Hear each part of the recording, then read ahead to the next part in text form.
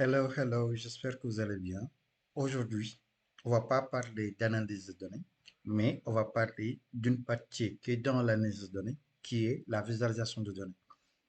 Bonsoir, moi c'est Lamine Baradiagne et aujourd'hui, on va vous montrer quel type de données que vous allez utiliser pour développer votre entreprise.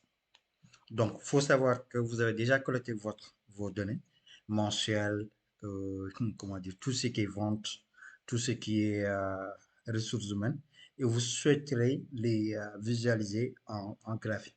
Donc, il y en a trois. J'en ai pris trois. Je pourrais très bien prendre au moins quatre. Le diagramme en colonne, qui est juste là, la première. Les diagrammes en barre, qui est le deuxième. Et les diagrammes en ligne. Ça montre carrément d'autres histoires que vous souhaiteriez explorer. Donc, la première, c'est un diagramme en colonne. Les diagrammes en colonne, c'est juste pour vous montrer les différentes performances de votre entreprise en fonction du temps. Quand on dit du temps, c'est carrément des données mensuelles ou bien des données trimestrielles ou bien des données annuelles. Puis les deux là, tout le temps quand c'est en rapport avec le temps, on doit utiliser soit des diagrammes en colonne ou bien des diagrammes en ligne. On en revient tout à l'heure. Donc, quand vous souhaiterez visualiser les différentes performances mensuelles de vos ventes en fonction des années, vous devez utiliser spécifiquement des données, des diagrammes en colonne. Là, vous voyez que ça raconte une histoire. 2020, on était à 101. 2021, ça a monté. 2023, 2022, ça a encore c'est descendu. Et 2023, ça a fait un pic. Ça a dépassé carrément les deux autres. Et en 2024, c'est descendu. Donc la deuxième, ce sont des diagrammes en barre. Les diagrammes en barre, c'est pour visualiser des données de vos départements, ressources humaines, comment dire, en fonction de votre département, en fonction des services que vous avez, des catégories que vous avez. Donc là, on illustre les cinq clients qui viennent chez nous pour acheter beaucoup plus des services. Donc là, il y a Fatou Cham, il y a etc. Donc ça, c'est juste des données fictives que j'ai utilisées pour vous permettre de comprendre c'est quoi. Donc en fonction des différentes catégories de services que vous avez, vous pouvez utiliser euh, un diagramme en barre pour le visualiser. Il y a différentes variations des colonnes empilées et des diagrammes en barre empilées. Cela veut dire quoi? Ces données-là, par exemple, en 2021, en 2020, on a deux services, par exemple, l'analyse de données et la formation. On souhaiterait voir quelles sont les, quelles sont les parts de marché qu'on peut avoir, qu'on a déjà sur ces années-là. Donc, si c'était comment dire, hmm, 100 pour les services de formation, ça va juste être empilé en dessus de 2020, 2021, etc.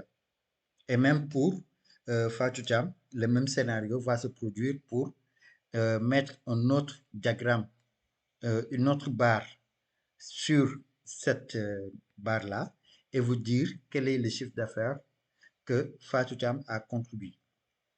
Donc, il y a différentes variations que vous souhaiterez, que vous allez utiliser pour différentes catégories, différentes visualisations.